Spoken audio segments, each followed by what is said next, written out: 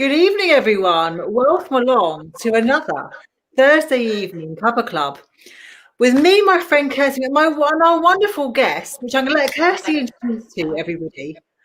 But it's lovely to see you on this Thursday night. Cuppa Clubs are back.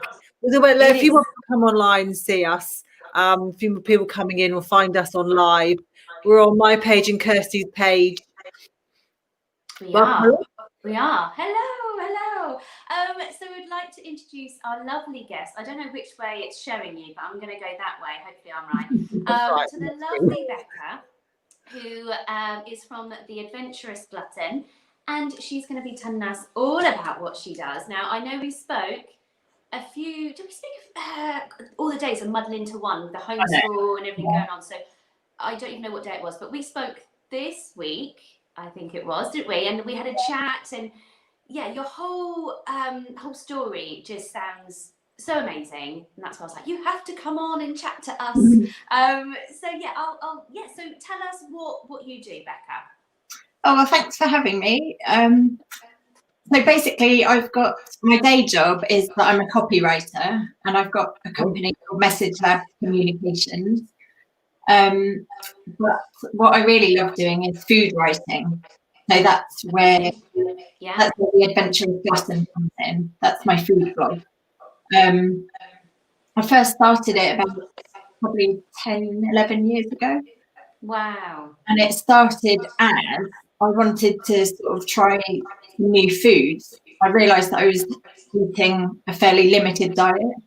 So I decided to document trying new foods. But it soon descended into my friends challenging me to eat weird stuff. I remember you saying, actually, I remember you telling me all the strange things that you were eating. There were so many. Oh my goodness.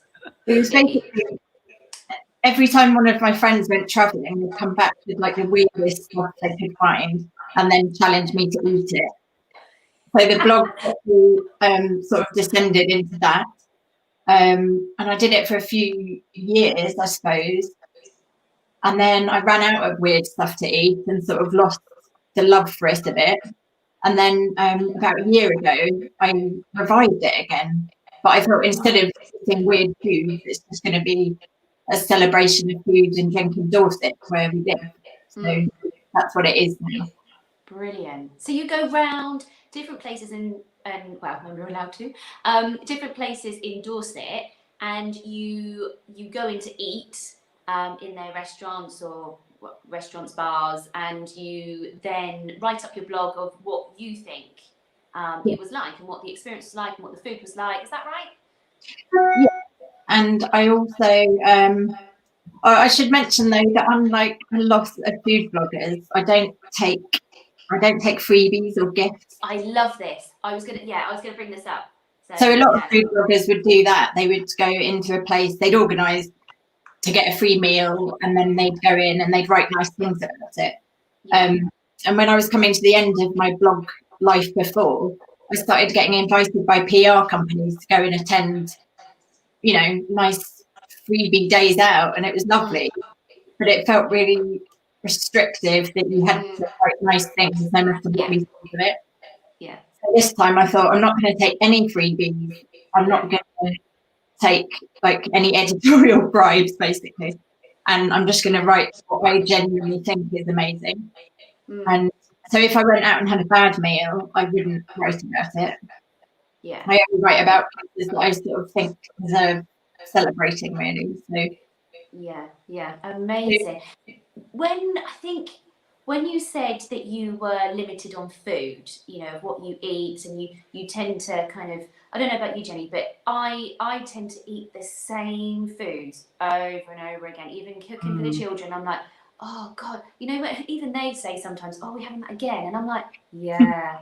I'm like, oh. I think we're all like that a bit, aren't we? We all get into routines, don't we, and habits of having the same thing. It's easy, isn't it? It's like clothes, isn't it? It's easy. It takes no decision power at all to put on the similar things most days. Yeah. Same with food, isn't it? It's easy to sort of think, oh, I'll just have that, have a few go-to meals that are really easy. We know you know the children like, and let's just do that. Yeah. It takes effort. It can take effort, can't it? And time and thought.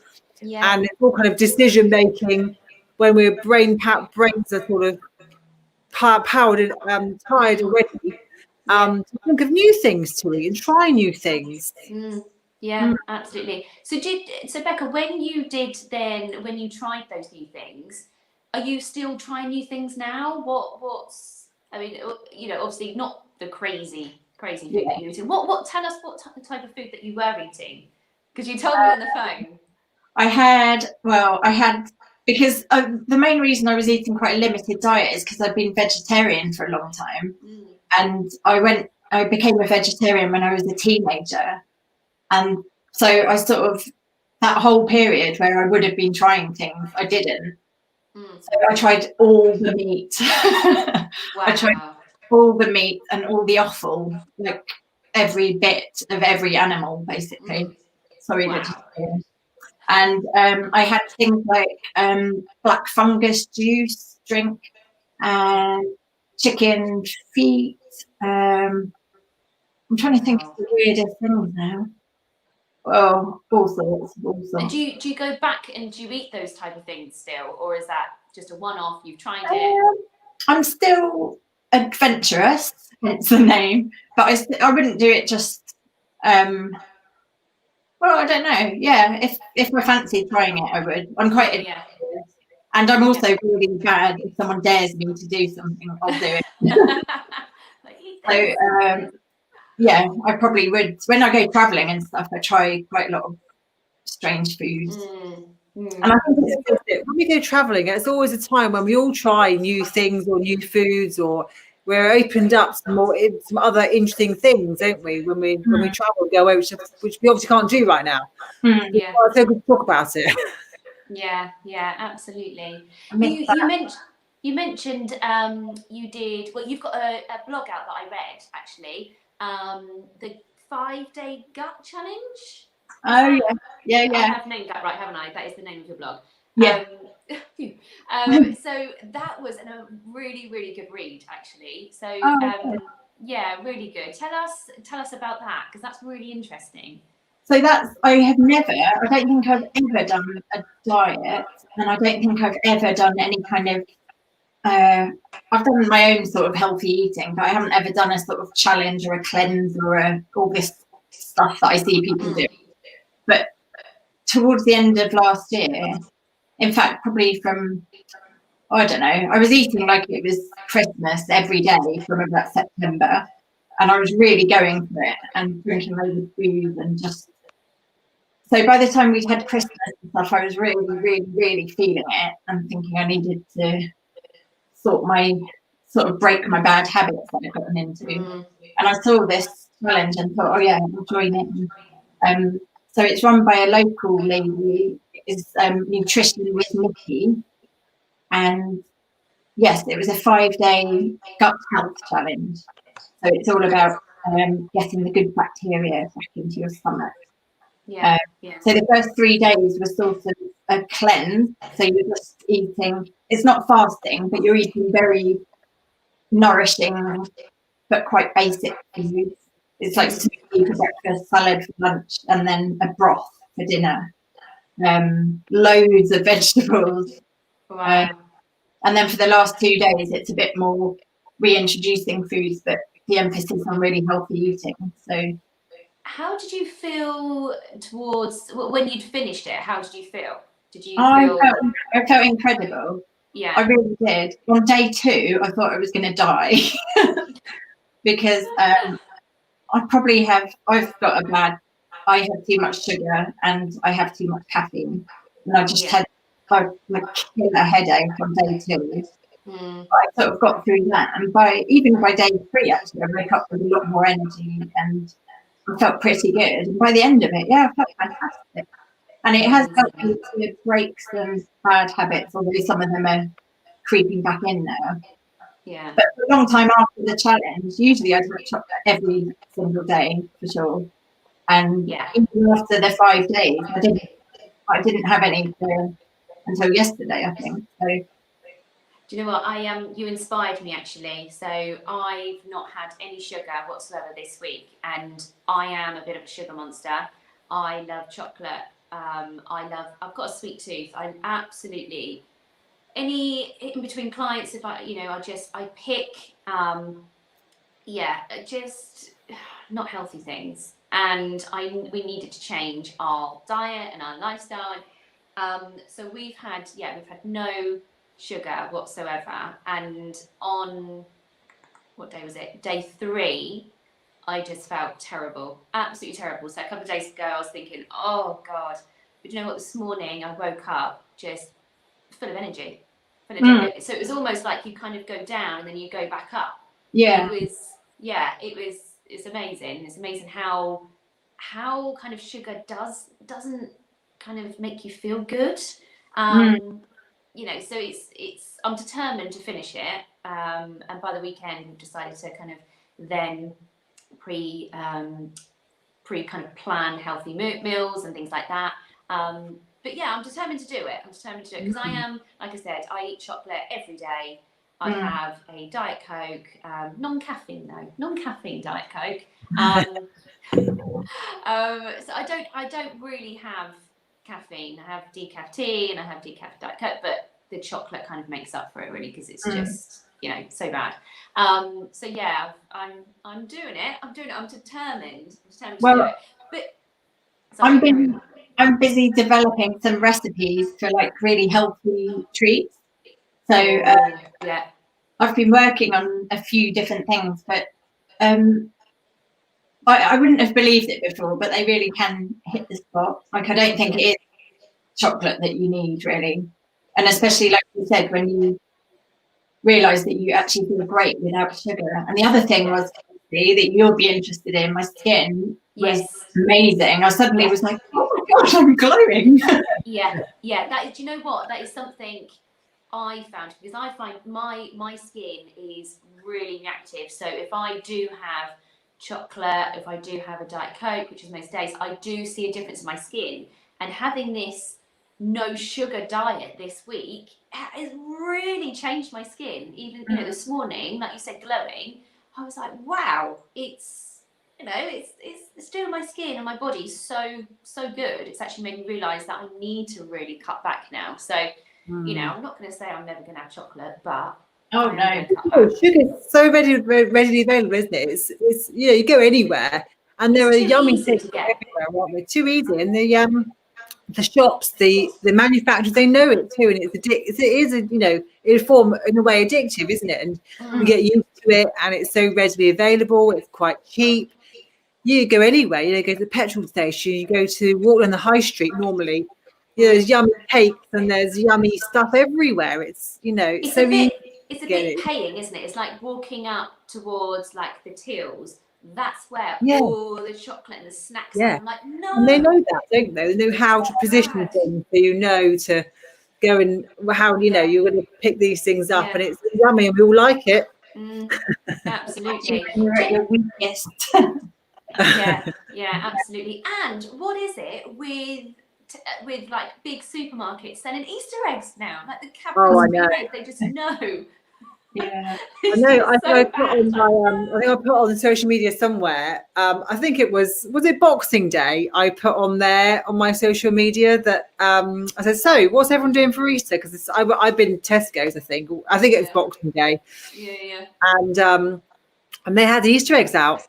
Yeah, it's never-ending cycle, isn't it, of commercialism? I think, in selling chocolate. Crazy, absolutely crazy. So when we say, going back to people who have limited diets, sometimes it's hard to kind of get out of that routine, isn't it? So Jenny, if someone was to try and lose weight and look at their diet, what's the first thing that you would say to them? How would you address that?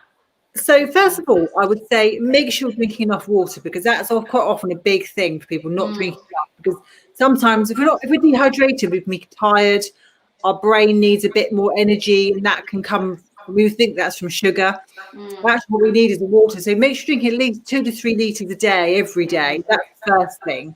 And I would say also, it's interesting, having a bit of a detox of sugar and cutting it out for a while. But actually, I would say, if you can, everything in moderation in a way. There's nothing wrong with having some chocolate, but some chocolate for most people is difficult, isn't it? You know, if you find you eat the chocolates or biscuits, you can't have one. My husband does that. Half a packet. I mean, lots of us are like that.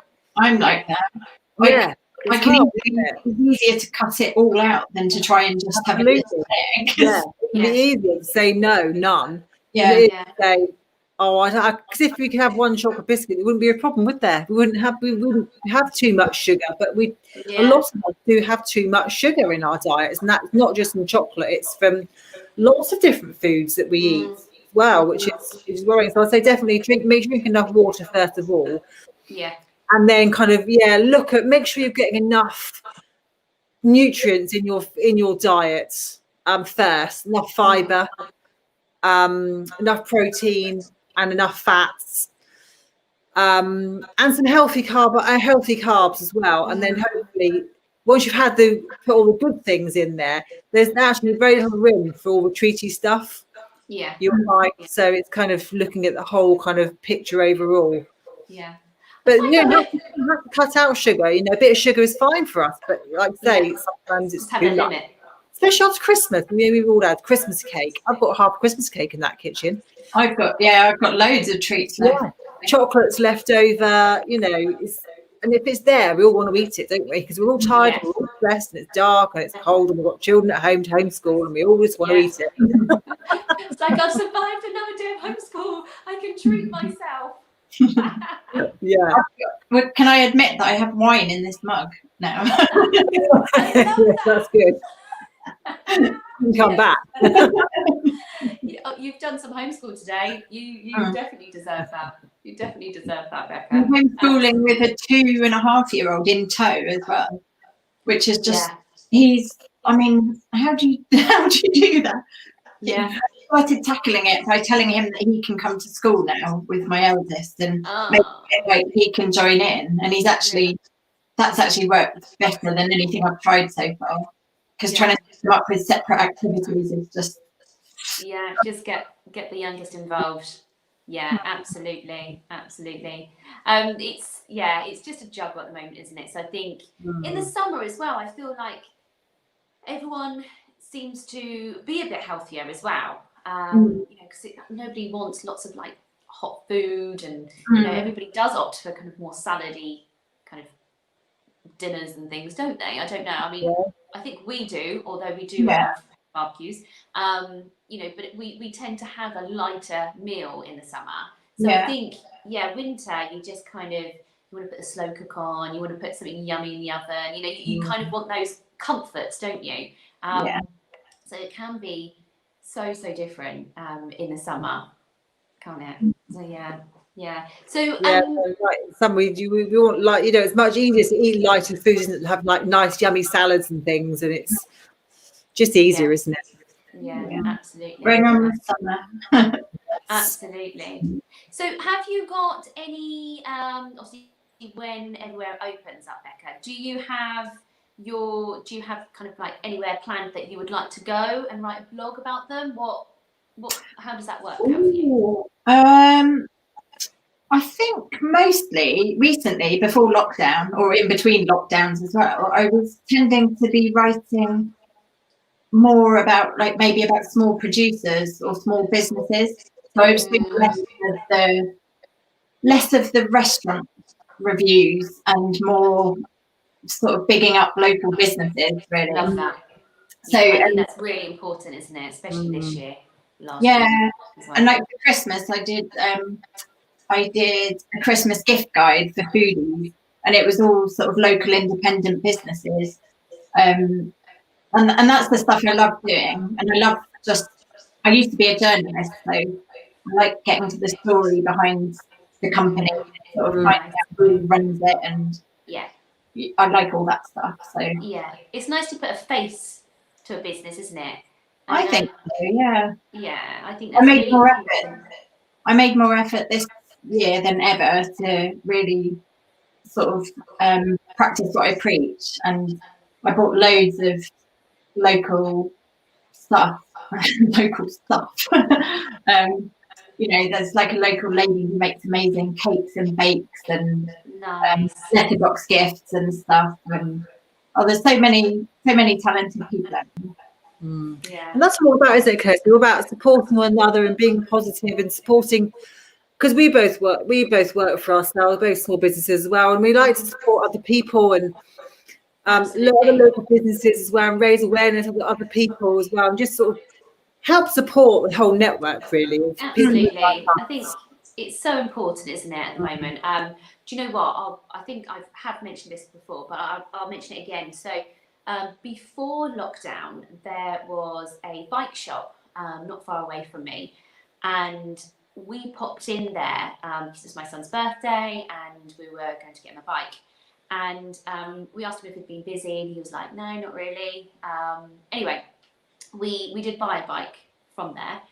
And during lockdown, when it happened in March, we then saw a queue outside getting into a shop because everybody was trying to, everyone was getting healthy and fit, and no one was going. Well, I don't know what Halfords was like, but I was just so pleased. We drove past, and I just happened to look, and I just thought, do you know what? That is amazing, and it made me feel really happy that people were going to the independent shops because he had run it for so long, and it was a family business, and I just thought, yeah, that's amazing. And it is all about supporting local and kind of bigging each other up as well. It's really, really important to do that, because obviously you're always going to have the big supermarkets, the big chains, and it is hard. It is hard to have a business, especially in these times. And it's really important to kind of have each other's backs, really. So yeah, I think as well in lockdown, especially with food shops or restaurants that couldn't open as restaurants, so many places sort of adapted their offering to make sure that everyone's okay.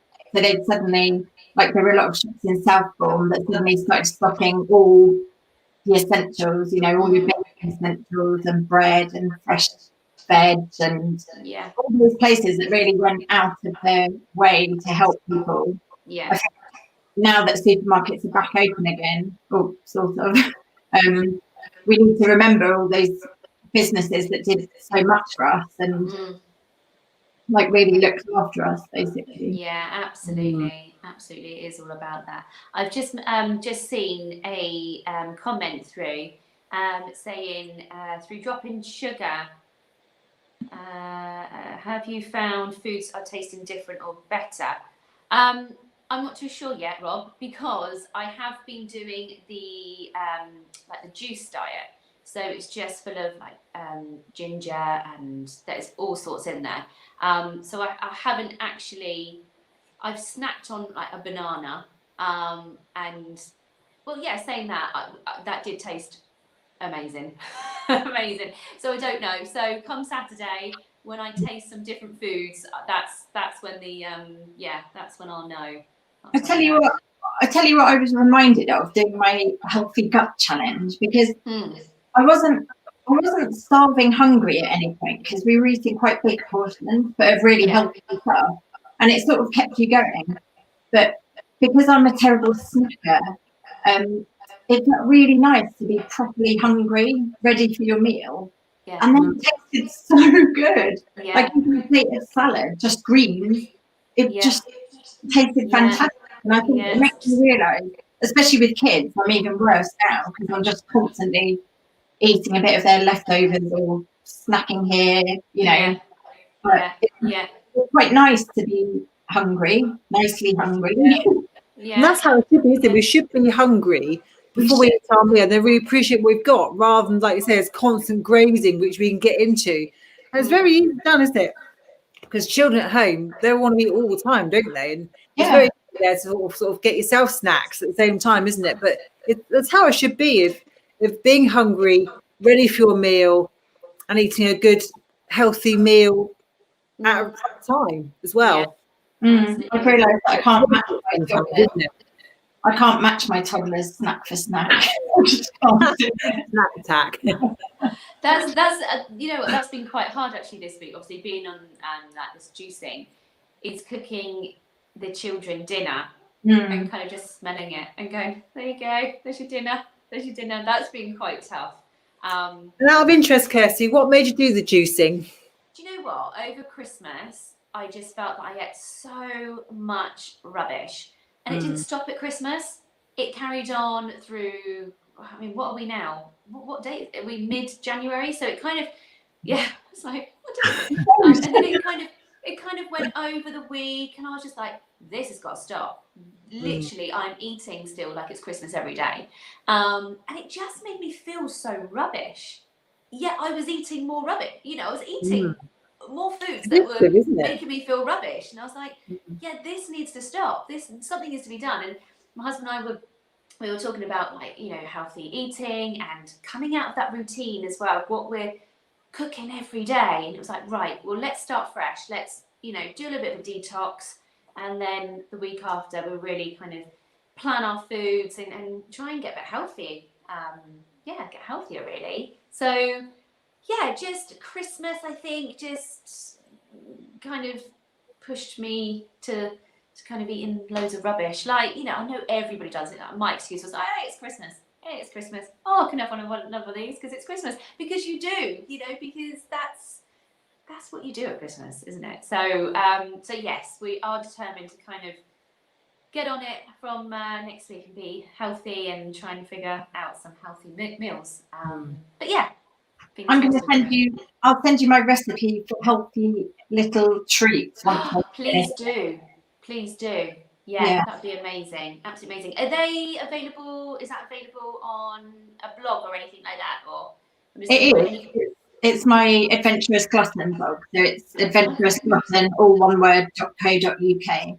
Amazing, amazing. So perhaps after this, maybe if you could just pop it in the comments, and then people could click the link and go straight to it. So that'd be what is it called? Adventurous Glutton. Oh, there you go. Jenny's on it. So Becca, yeah. So what has been your most favourite food that you have had? Oh, ever? That you springs to mind now, that you then thought that was amazing, I'm going to go and write a blog about it. Oh gosh. Or the last year, anything you can think of that you've had that has been absolutely amazing. Well, I've had some very good cheeses from nice. You know, Parliamentary in Southbourne. No, I don't think I do. It's owned by the guy who owns the Larder House, the restaurant. Okay. And it's right opposite the Larder House, and it's a cheese shop. And they've got some amazing cheeses. And I've had some good times in there. Do you walk in, they go, the usual, Becca? I don't actually go over there that much. Cheers, everyone knows your name. You know what? When I phone up the local curry house and the Chinese, I was like, "Is that Kirsty?" And I'm like, "Yeah." And I don't know whether to be really proud of that or really embarrassed. I tell you what. No. Lately, it's when you've got your mask on and you go in somewhere with your mask on and you think, "Oh, no one will recognise me," and they're like, "Oh, Becca again." What else have I had? I'm trying to think. There's so many brilliant things. Just before Christmas, I tried these little chocolates, but they're healthy chocolates. They're vegan. Healthy chocolate? Yeah. This company in the New Forest made these little, they're called the chocolate chanterelle, and they make these tiny little beautiful mushrooms. They look just like real mushrooms, but they're made out of chocolate. But they use this is like life-changing for me. It's all like natural plant-based ingredients, so there's no refined sugar. It's things like coconut sugar or maple syrup, or and they're lovely. They just look like little works of art, and they taste divine. So wow! Oh, you've changed. That's it. I'm gonna have to get some. They're good. To have my fix, my chocolate fix. Oh, thank you so much for coming on and chatting to us. Yeah, thank you, Becca. It's really lovely having a long tonight. Thank you for all your time. Thanks for having me. So if people want to contact you or literally just have a read of your blogs, they can just go on to the link which Jenny's just sent out in the comments, and that will take you to all of your blogs. Yeah. And I'm on Instagram as the Adventurous Glutton, and Facebook and Twitter. So amazing. if you're discussing up on any of them, you'll find me. Amazing. Oh, thank you very much. Thanks. Thank you. Oh, I've loved our evening chat. I'm quite liking these evening slots, Jenny. They're quite nice, aren't they? It's working because we just thought, 9:30 homeschooling is just not going to work, so we will move it to the evening, and but then obviously people can rewatch whenever they're free. So yeah, brilliant. Thank you so much. Thanks everybody. Thank you all. Thank you everyone for joining us. We'll have more lovely guests over the next few weeks. Won't we, Kirsty? All sorts of things. I think we're going to talk a bit more about juicing as well. Yeah. Coming up. Absolutely. A bit more about juicing or health, wellness, nutrition. Yeah, absolutely. Feeling good. Amazing. Thanks everybody. Thank you. Thank you everyone. Good night. Take care. Bye. Bye.